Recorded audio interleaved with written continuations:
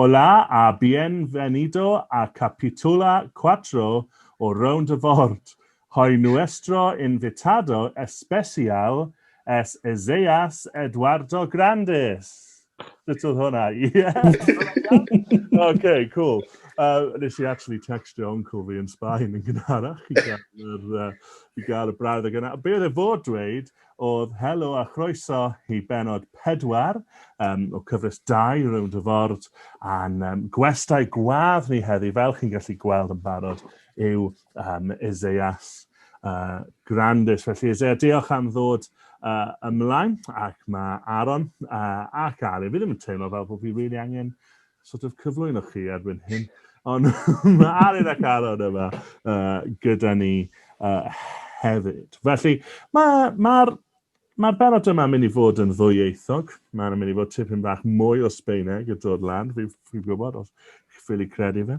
Ond ni'n mynd i cael dywediad sy'n dal unwaith eto. Wythnos diwetha, wnaethon ni dod y catchphrase mewn am y tro gynta, absolutely, a thon yn eitha da, ni'n hapus gyda hwnna. So ni'n mynd i gael un arall, ac wrth gwrs, mae fe'n Sbaeneg. So, ein dywediad sy'n dal, wythnos yma, os fi'n cael hwn yn iawn, yw Buenísimo. Ydy hwnna'n iawn? Ie? Buenísimo.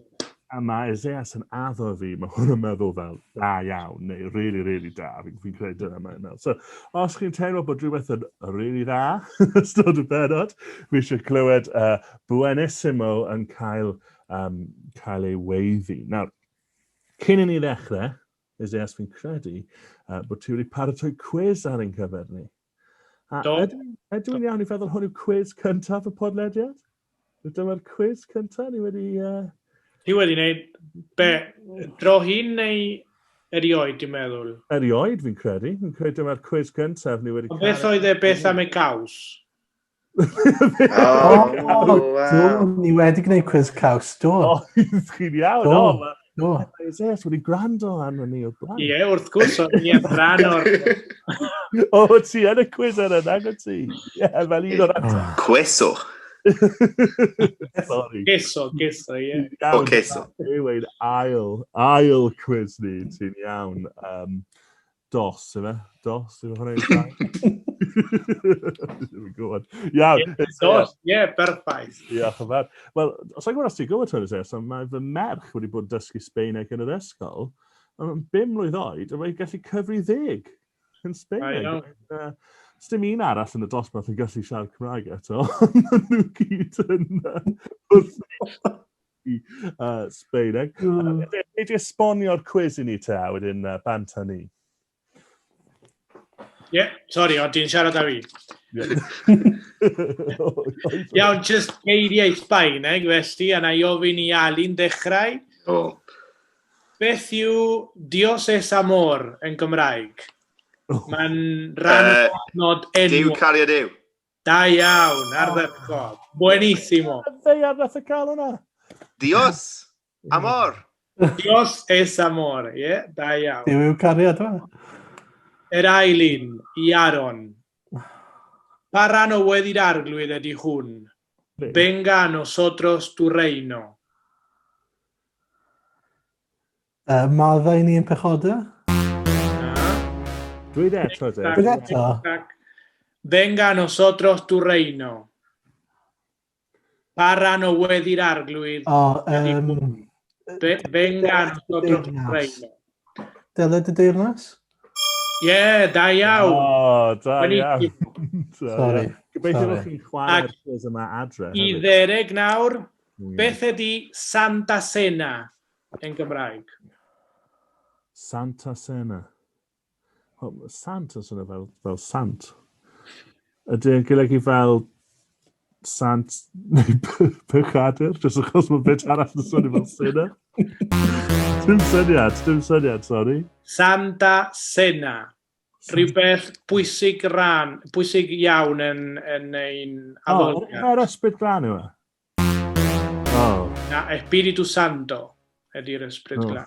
Wel, o'n i'n agos. Mae'n rhan o'i dfaon ni, ond da ni'n methu wneud o ar hyn o bryd. Cymundeb? Da iawn, Alun. Oh. Yeah. Oh, Santa Cena, super sanctaidd mae'n golygu. O'n i yn iawn o Sam. Ie. Okay.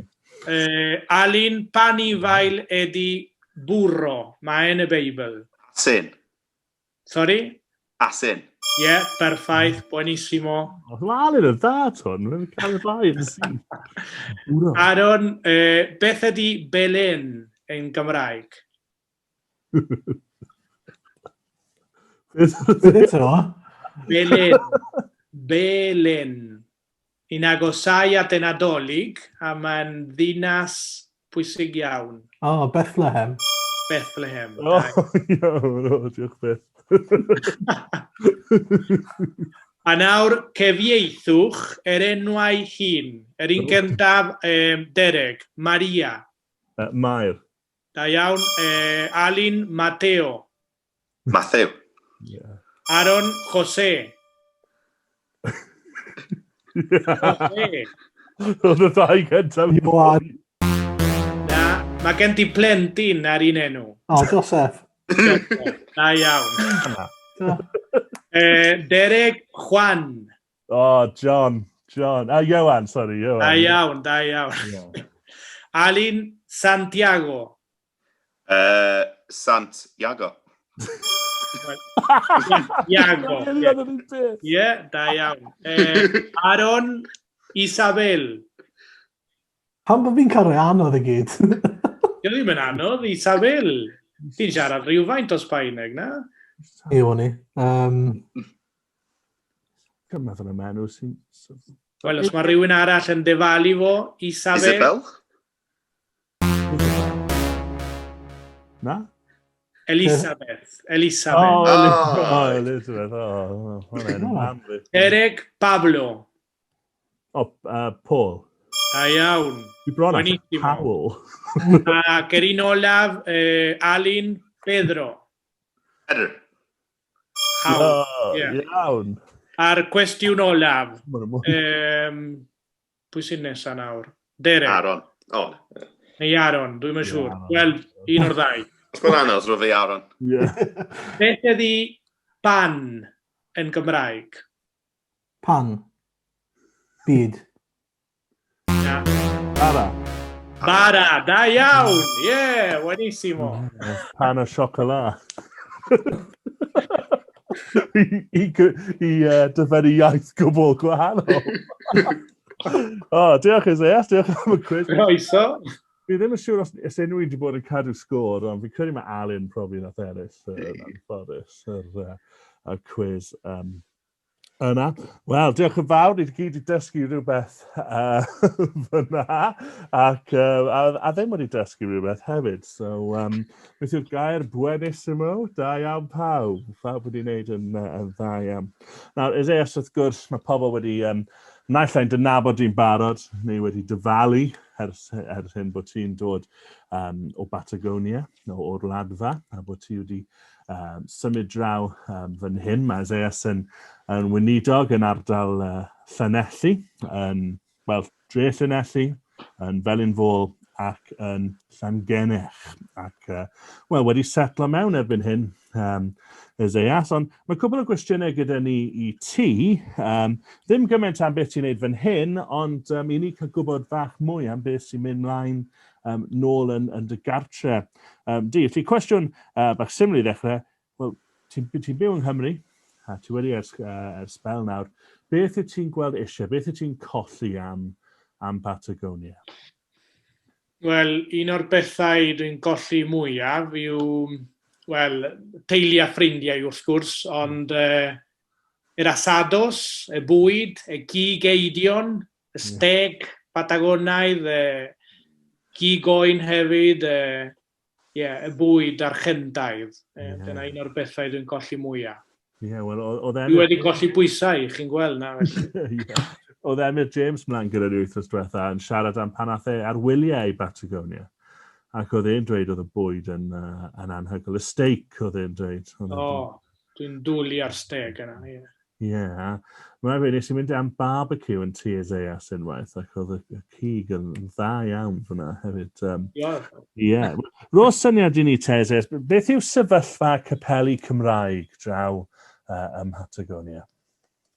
Wel, mae tua 19 o capeli Cymraeg yn Patagonia. Maen nhw gyd ar agor, mwy na lai. Mae yna rai sy'n agor unwaith y mis. Mae rai sy'n agor bob dydd Sul. A wedyn mae'r oedfaon yn gyffredinol yn dwyieithog, Cymraeg Sbaeneg. Ond mae'r bregethwyr yn bregethu yn Sbaeneg ar hyn o bryd. Dim ond pan mae rhywun o Gymru yn dod i Patagonia, maen nhw'n cael bregeth Cymraeg. Ond wedyn mae'r addoliad yn dwyieithog. Mae'r gweddiau yn dwyieithog a bethau felly, a eitemau yn ystod yr oedfaon. Mae'r bregethwyr sydd ar gael yn Patagonia, wel, mae'r eglwysi gyd yn yr ochr Protestanaidd yn De America yn Efengelaidd. Does dim ochrau yna, mae jyst un ochr Efengelaidd yn gyffredinol yn bob enwad. Ac wrth gwrs mae'r eglwys babeddol yn un mawr yn De America, ond mae'r eglwys Efengelaidd yn tyfu yn cyflym iawn. Mae llawer o gynhadon o Cymru wedi dylanwadu yn fawr ar bobl De Americanaidd. Mae fy nheulu'r enghraifft yn un o'r deuluoedd a daeth i nabod yr arglwydd drwy gynhadwr o Gymru hefyd. Mae'n stori ffantastig am yn hyfryd i glywed am ddiw ar waith fyna. Felly, os mae rhywun yn gwrando, am maen nhw yn wyndro sut allan nhw weddio dros ein brodyr yn chwiorydd a dros y sefyllfa draw ym Patagonia, beth allan ni weddio dros nhw? Wel, gweddio i'r Cymru sy'n arfer mynd i'r capeli. Mae llawer o Cymru yna wrth gwrs yn mynd achos oedd cyndeidiau yn mynd i'r capel. Felly jyst i bob un o'r Cymru a'r bobl yn gyffredinol sy'n mynd i'r capeli ddod i nabod yr arglwydd Iesu Grist. A weddio i fallai cael bregethwr o Gymru i bregethu yn y Gymraeg hefyd. O John Treharne a diddordeb. Dwi'n mynd siŵr os mae Aron a diddordeb hefyd. Ond fallai fi asam dda iawn i un da mynd yna i bregethu'r efengil hefyd yn yr ochr Gymraeg. Wel, fi credu, fod yn onest, ar ôl y prawf, mae'n siŵr mae Alun dylsyn mynd, achos fi oedd yn deall yr mwyafrif. Ond ie, diolch Isaías, a mi'n sicr, ni'n gwahodd pawb sydd yn wylio i weddio dros y sefyllfa fyna. Ond mae'n braf i glywed bod Dyw ar waith yna. Hefyd, a bod Dyw ar waith yn y Gymraeg, yn dyfa. Wel, fel ni wedi pob penod hyd yn hyn yn cyfres 2, ni wedi gwahodd ein gwestai gwadd ni i ddewis dameg ac i ddarllen ac i gyflwyno'r dameg i ni. Felly, Isaías, ni'n mynd i ofyn i ti wneud hynny yn awr. Diolch. Croeso, diolch yn fawr am y gwahoddiad a nes i ddewis Lyg 18, adnodau 1 i 8.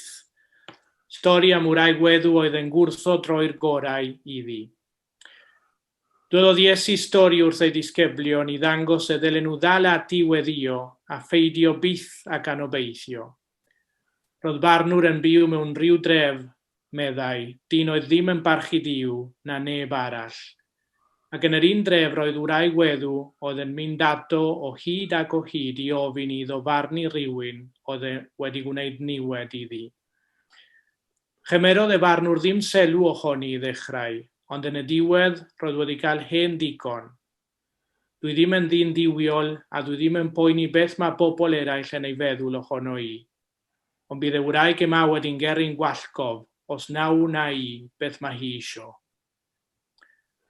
Yna meddai'r arglwydd, gwrandwch, mae gwers i'w dysgu yma. Da chi'n gwybod beth dwedodd y barnwr drwg. Felly beth am Dduw? Da chi ddim yn meddwl e bydd yn amddiffyn y bobl mae wedi dewis iddo'i hun? Bydd e ddim yn oedi, bydd yn ymateb ar unwaith i rai sy'n galw arno dydd a nos. Dwi'n dweud wrthoch chi, bydd yn rhoi dedfryd cefiawn iddyn nhw, a hynny ar frys. Ond pan bydda I mab dyn yn dod yn ôl, faint o bobl bydd yn dal I credu bryd hynny. Yn Lug 18:5, mae Iesu'n adrodd stori am wraig weddw oedd yn mynnu gael cyfiawnder o flaen barnwr oedd ddim yn barchu Duw. Doedd y barnwr ddim yn rhoi selw iddi hi ar y ddechrau, ond ar ôl gweld bod y wraig yn gwrthod roi'r gorau iddi, newidiodd ei feddwl achos roedd o'n mynd I gael hen ddigon ohoni. Roedd y barnwr yn amlwg yn llygredig. Mae adnod 2 yn dweud nad oedd yn barchu Duw na neb arall, ac mae'n gweithredu'n anhefiawn wrth beidio a roi selw i'r wraig weddw hon. Efallai ein bod ni'n dychmegu'r wraig weddw fel rhywun hen, ond roedd wragedd yn priodyn ifanc iawn yn Israel yr adeg honno, felly roedd wraig weddw yn gallu bod yn ifanc hefyd. Mae'r wraig weddw hon yn enghraifft o rhywun diemadferth iawn. I ddechrau, mae hi'n wraig mewn cefnod lle roedd wragedd ar y melon y gymdeithas. Mae hi ar ei phen ei hunan, mae'n debyg, felly yn fwy agored I gael niwed na llawer o bobl eraill. Cynrychiola hi'r berson mwyaf diemadferth, helpless fel petai, ac fe cynrychiola ni gyd fel unigolion bregus sydd ddim yn gallu ymladd yn erbyn edrygioni ar ein pennau ein hunain. Mae'r barnwr yn llygredig fel y byd bresennol a'i system, ond hyd yn oed fel barnwr drwg mae o'n penderfynu ymateb I ofynion y wraig weddw oedd yn mynnu gael cyfiawnder. Mae'r byd a'i llysoedd yn gallu gwneud yr un peth hefyd efo rhyw fath o cyfiawnder. Yn Lug 11:1-23 lle mae Iesu'n dysgu am weddi, mae yna stori debyg lle mae rhywun yn gofyn ffafor I ffrind sydd yn ymateb yn iawn yn y diwedd. Lug 11:5-23. Yna dwedodd Iesu hun, cymerwch bod genoch chi ffrind, a'ch bod yn mynd ato am hanner nos ac yn dweud, wneud I fenthyg 2 dorth o fara I mi, mae yna ffrind arall I mi wedi galw heibio i'n gweld I, a does gen I ddim byd i'w roi iddo i'w fwyta. Mae'r ffrind sydd yn y tŷ yn ateb, gad lonydd I mi, dwi wedi gloi'r drws ac mae'r plant yn y gwely gyda mi, allai ddim dy helpu di. Ond wir I chi, ei fod yn gwrthod codi I roi bara iddo am ei bod yn ffrindiau, rhag achosi cywilydd bydd yn codi yn y diwedd ac yn rhoi bopeth mae eisio iddo. Daliwch ati ofyn a beddwch yn ei cael. Chwiliwch a beddwch yn dod o hyd iddo. Cirwch y drws a bydd yn cael ei agor. Mae bawb sy'n gofyn yn derbyn, bawb sy'n chwilio yn cael, ac mae'r drws yn cael ei agor I bawb sy'n curo. Dwi'n hoff iawn o'r enghreifftiau hun y mae Iesu yn defnyddio jyst I dweud wrthom ni, daliwch ati ofyn a beddwch yn ei cael. Daliwch ati, peidiwch ar ei galoni, daliwch ati ofyn a beddwch yn ei cael. Mae mynnu, insistio yn hollol iawn. Mae gofyn yn rhywbeth mae Duw yn disgwyl I ni ei wneud. A dyna pam mae Iesu'n gorffen fel hun yn Lug 11:1-23. Pwy ohonoch chi fydd yn rhoi neidr eich blentyn pam mae'n gofyn am pysgodyn, neu sgorpion pam mae'n gofyn am wy? Wrth gwrs ddim. Felly os ydych chi sy'n drwg yn gwybod sut I roi anrhegion da i'ch blant, mae'r dad nefol yn siŵr o roi'r ysbryd glân I rai sy'n gofyn iddo. Wrth gwrs mae'n radd I ni ddysgu weddio yn gofyn am y bethau da, am y wellus Duw yn ein bywydau. Gweddio deled y deyrnas, gwneler dy wellus. Lug 18:7. Da chi'n gwybod beth dwedodd y barnwr drwg. Felly beth am Dduw? Da chi ddim yn meddwl e bydd yn amddiffyn y bobl mae wedi ei dewis iddo'i hun? Bydd e ddim yn oedi, bydd yn ymateb ar unwaith I rai sy'n galw arno dydd a nos. Mae'r ddameg yma yn dysgu pwysigrwydd gweddio a ddal ati ofyn a mynnu dydd a nos. A hefyd mae'n dysgu ni ddisgwyl gyfiawnder oddi wrth ein harglwydd. Mae hyn yn golygu ymddiried yn doef, disgwyl a chredu y byddwn ni'n cael cyfiawnder gan ei law ef. Weithiau da ni'n trio gwneud cyfiawnder efo ein dwylo ein hunain, drwy ferniadu bobl, drwy fwrw yn ôl pan da ni'n derbyn clatchen, drwy godi'r llais yn uchel ac yn y blaen. Ond mae'n rhaid i ni ddysgu aros yn ddoef. Lyg 6, 27 i 28 a 35 i 36. Dwi'n dweud wrthoch chi sy'n gwrando, carwch eich gelynion, gwnewch daion i'r bobl sy'n eich gasau chi, bendithiwch y rai sy'n eich melltithio chi, a gweddiwch dros y rai sy'n eich gamdrin chi. Cewch chi wofr fawr am wneud hynny. Bydd hi'n amlwg eich bod chi'n blant i'r diwgor uchaf, a mae dyna'r math o beth mae o'n ei wneud. Mae'n garedig i bobl aniolchgar a drwg. Roedd i chi fod yn caredig fel mae Duw eich dad yn caredig. A mae'n brif ddarlleniad heddiw yn gorffen fel hyn. Lyg 18, 7 i 8. Da chi'n gwybod beth dwedodd y barnwr drwg, felly beth am Dduw? Da chi ddim yn meddwl e bydd yn amddiffyn y bobl mae wedi dewis iddo'i hun? Bydd e ddim yn oedi, bydd yn ymateb ar unwaith i rai sy'n galw arno dydd a nos.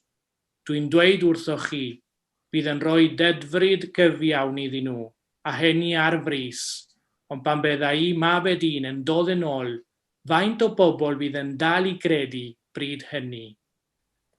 Nodwch beth mae'r brawddeg olaf yn dweud, ond pan bydda i mab y dyn yn dod yn ôl, faint o bobl bydd yn dal i gredu bryd hynny.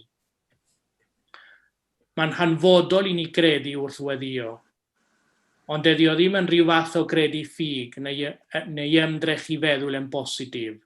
Mae'n golygu perthynas efo'n dad yn y nefoedd drwy Iesu Grist ei fab ac arweiniad ei ysbryd glân. Mae Hebreau 11:6 yn dweud mae'n amhosib blesio Duw heb ffydd.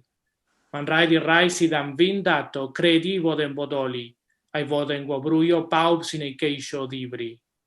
A Hebreau 4:14-16. Felly gadewch i ni ddal i'n gafael yn beth a ni'n credu. Mae gennym ni archoffeiriad gwych, Iesu mab Duw, sydd wedi mynd i mewn â Duw i'r nefoedd, ac mae'n archoffeiriad sy'n deall yn iawn mor wan ydy ni. Mae wedi cael ei demtio yn union yr un fath â ni, ond heb bechu o gwbl. Felly gadewch i ni glosio at ors y Duw yn hyderus. Mae Duw mor hael, bydd yn drigarhau wrtho ni, ac yn rhoi bopeth sydd ei angen i ni, pa mae angen help arno ni. Amen. Diolch Isaías. Diolch am y cyflwyniad yna.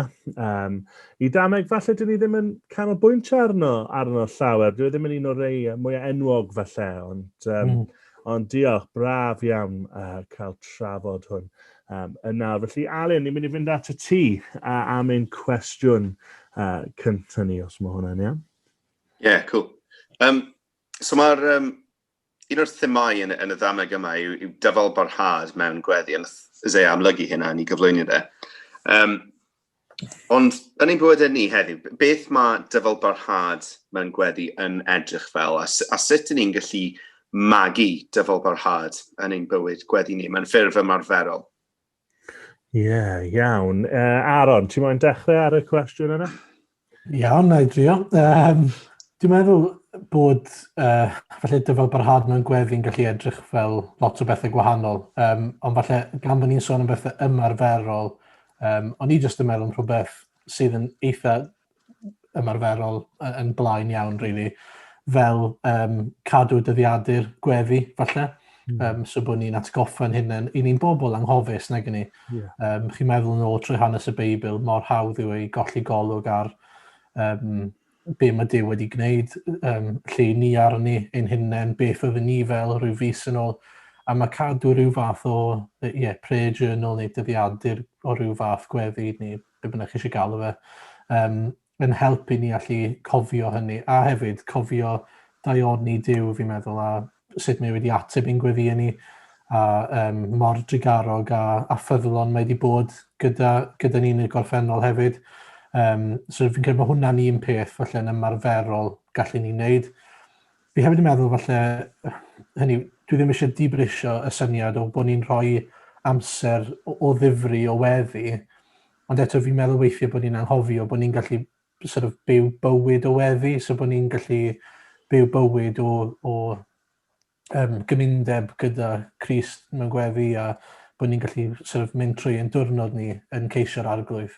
Ac y gallu ni wneud hynny yn dal i ofyn yr un pethau neu'n dal i geisio Duw am yr un pethau yn gyson.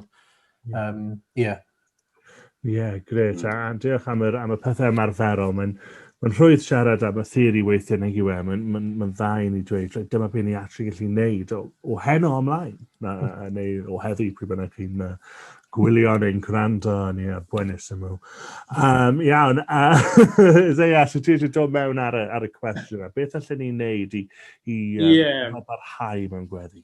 Dwi'n meddwl yr un beth a Aron, ond hefyd mae'r adnod sydd yn Matthew 6:6 yn dweud pan bydde ti'n gweddio dos i stafell o'r golwg, cau y drws a gweddio ar dy dad sydd yno gyda ti, fod ti ddim yn ei weld. Wedyn bydd y dad sy'n gweld bob cyfrinach yn rhoi dy wobor i ti. Dwi'n gwybod mae rhaid ni weddio trwy'r amser wrth weithio, wrth gerdded, wrth goginio, wrth wneud unrhyw beth trwy'r amser yn ein meddyliau ni. Mae hwnna'n bwysig iawn wrth gwrs. Ond mae rhaid ni cofio hefyd beth mae'r arglwydd yn dweud wrthom ni yna. Mae rhaid ni cael yr amser yna benodol hefyd yn ystod y ddydd i fynd i stafell o'r golwg a gweddio yna a cael y rester fel oedd Aron yn dweud a mynd drwy'r rester o aelodau efallai, rester o bobl, rester o ffrindiau, o bethau da ni eisiau i'r arglwydd wneud yn ein bywydau a gofyn am arweiniad trwy'r amser. Ond mae'n bwysig iawn, dwi'n meddwl, mae cael yr amser yna, yr awr yna, awr neu chwarter awr neu hanner awr beth bynnag yw'r amser ni'n rhoi. Ond mynd i'r stafell o'r golwg. A wedyn, pan mae'r arglwydd yn ateb y gweddiau, mae jyst yn anhygoel. Yna ni'n cael ei gwobor yna. A mae'r ffydd yn cael ei grefhau. A mae popeth yn gweithio, mae'r berthynas yn gweithio, fod ni ddim yn gweld ein dad yna. Ni'n gweld o yn yr atebion. A mewn grym anhygoel. O'n i'n gweddio nawr am i gael help yn Seion, yn Llanelli, ac i ddechrau gwaith efo bobl ifanc. Ac yn meddwl am beth dysgodd i ni cam o Canada, y gweinidog yma sydd gyda ni efo'r bededdwyr, yn addysgu ni efo'r cynhadaeth, y maes cynhadol. Naeth o ddarllen yn Matthew am, dwi'n yn cofio'r adnod, penod nawr, Matthew. Am gweddio am mwy o weithwyr i ddod i'r cynheiaf. Dwi'n yn cofio. Mae'n dweud, gofennwch i arglwydd y gynheiaf i anfon mwy o weithwyr. Mae'r gynheiaf mor fawr a'r weithwyr mor Bryn, felly gofennwch i arglwydd y gynheiaf am cael mwy o weithwyr. Nes i ddechrau gweddio i gael help. Mae'n hir i ddweud nawr, mae'n anhygoel sydd gysir ateb a bydd rhywun yn dod i helpu ni yn Seion diwedd y flwyddyn o Patagonia, bachgen ifanc, Mae Gwyndar. A felly os dwi'n dweud wrthoch chi sydd digwyddodd popeth, mae jyst yn anhygoel y ffordd wnaeth Dduw ateb y gweddi. Mae'n digwydd i bob un ohonom ni, a gallwch chi roi llawer o'n greiftiau dwi'n siŵr, ond... Ond yn adeiladu ein ffydd ar yr un pryd yn dweud. Wel, dwi'n synnu bob amser, dwi'n dal i synnu na sydd mae'r arglwydd Mae'n neud bethau anhygoel. Gyda rhywbeth i adio mewn fyna, o ran ni wedi siarad yna falle'r ochr ymarferol o sort of pryd i weddio, sut i weddio, i weddio'n aml, ond hefyd, mae eisiau sôn am falle cynnwys ein gweddiau, a rhoi caniatad i'n hunain i weddio. Dwi'n gweddio ni ddim yn gofod bod yn rhai greiddiol pob tro. Mae Duw ddim yn meindio os dyn ni'n mynd ar un gweddi ato fe tro ar ôl tro. Actually, fi'n credu, be ni'n trafod nawr, mae Duw yn annog ni wneud hynny, chymod, mynd ar un gweddi tro ar ôl tro. Weithio dwi'n meddwl, dwi wedi gofyn hwn am barod, neu dwi wedi siarad i ddim am hwn am barod. Wel, mae Duw eisiau chi siarad iddo fe am hwnna eto. A mae'n swnio'n syml iawn, ond fi'n credu mae'n bwysig bod ni'n rhoi caniatad i'n hunain i ddod ar un peth lan tro ar ôl tro mewn gweddi. A dyna beth yw dyfalbarhau yn dweud. Aron, cwestiwn ti o ti sy'n cael ei gair olaf ar dy gwestiwn di. Buenísimo. Ie, dwi'n meddwl, mae'n ddiddorol kind of sylwi ar yr atebion chi wedi rhoi, a sut mae'n tensiynau i weld yn yr atebion o hyd, a dyn ni'n ceisio am y man canol yna, lle oedd Aron cyfeirio at amser penodedig versus amser fel trwy'r dydd. Derek yn sôn am peidio fod yn greiddiol tra hefyd. Am y llwaith ni'n mynd at yw, mae dachrau'n gweddi yn sôn o'r un fath bob tro bron, fel bod ni'n cwmpa mewn i rhyw batrwm o ddechrau gweddi. Fi wedi bod yn darllen llyfr gan Carson yn ddiweddar enw Prayers with Paul. Fi wedi darllen bit o'n efo am yr ail dro.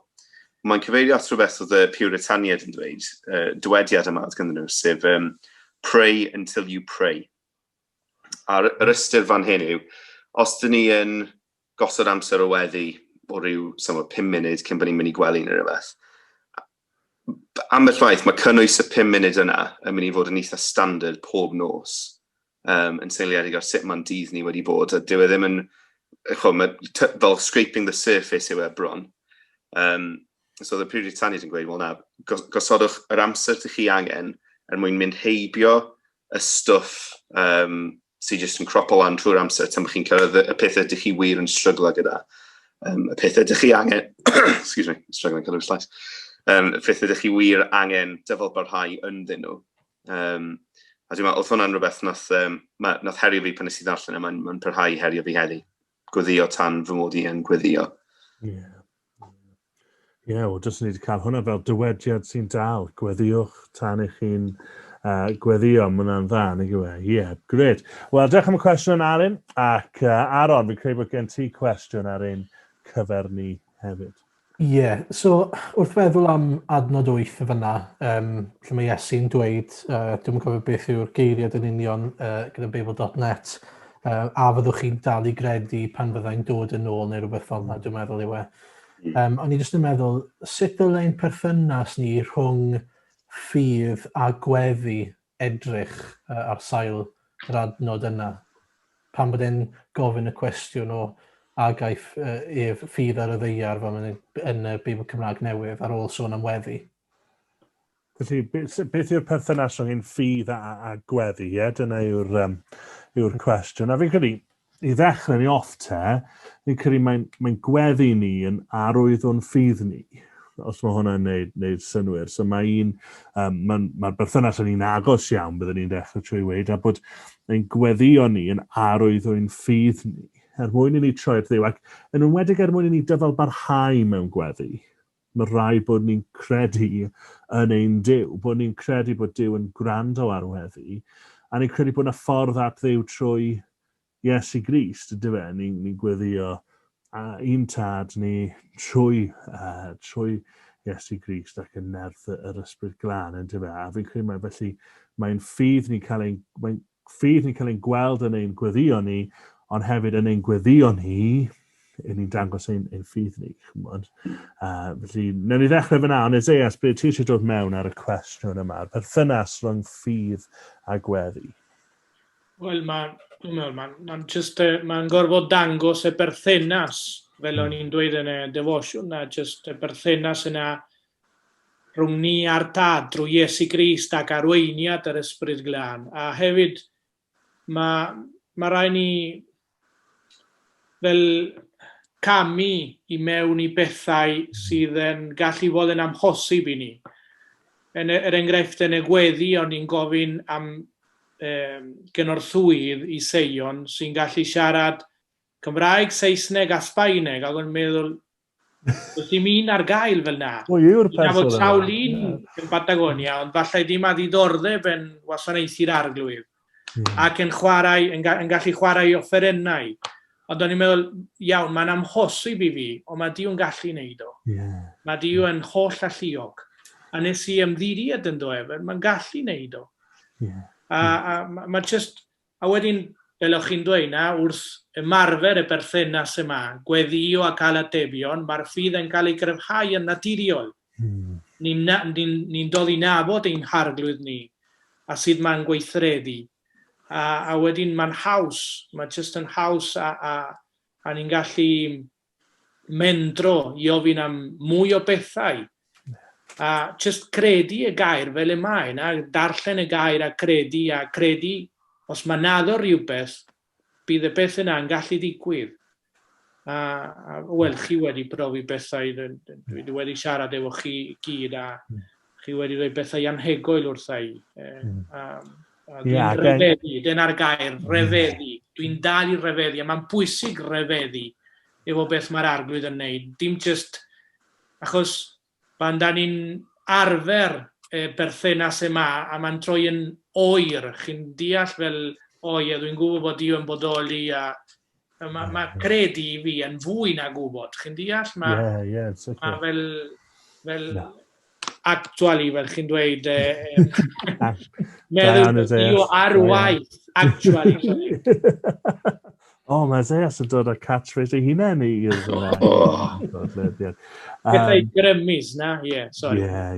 A enghraifft yna o gweddio mewn ffydd, yn dyfa? Gweddio mewn camu mas mewn ffydd wrth weddio, mae'n wers pwysig. Mae'n amhosib blesio Dio heb ffydd, mae'n dweud yna, Hebreau 11. Mae'n rhaid i rai sydd am fynd at o credu bod yn bodoli, a bod yn gwobrwyo bawb sy'n ei geisio o ddifri. Mae hwn yn dangos just y cyfan na, y berthynas yna go iawn, a bod Dio'n mynd i ateb ein gweddiau. A credu bod Dio yn ateb gweddi, yn dyfa. Aron, os gen ti rhywbeth i dod â mewn i'r trafodaeth?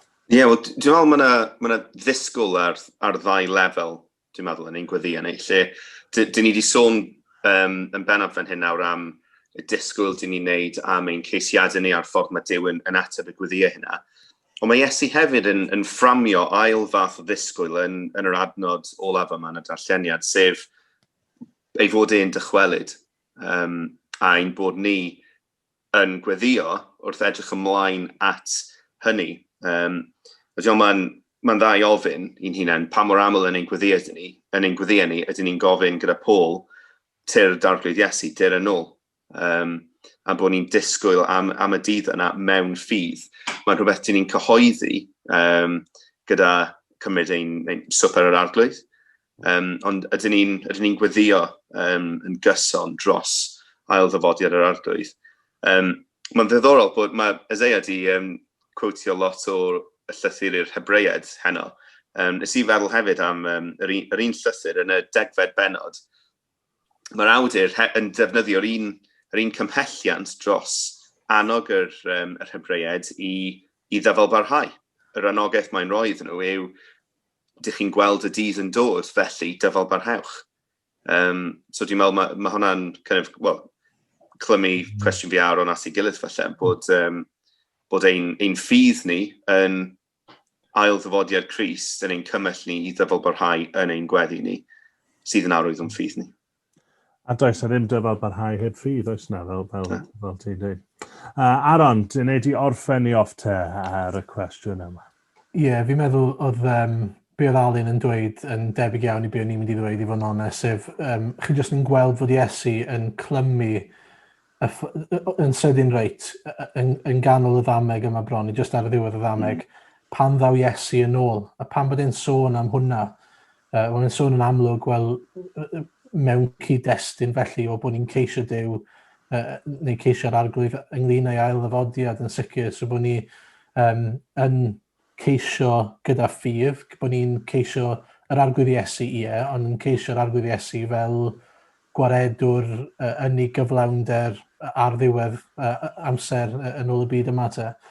A ni jyst yn meddwl bod hwnna'n jyst yn rhoi persbectif i ni falle yn ein gweddiau ni, beth yw'r peth penna i ni weddio. Mae Isaías, dwi'n meddwl nath i ddweud hyn yn ei gyflwyniad, o dylid y deyrnas, hynny yw bod yn y pen draw y nefoedd yn dod i lawr yn ei gyflawnder.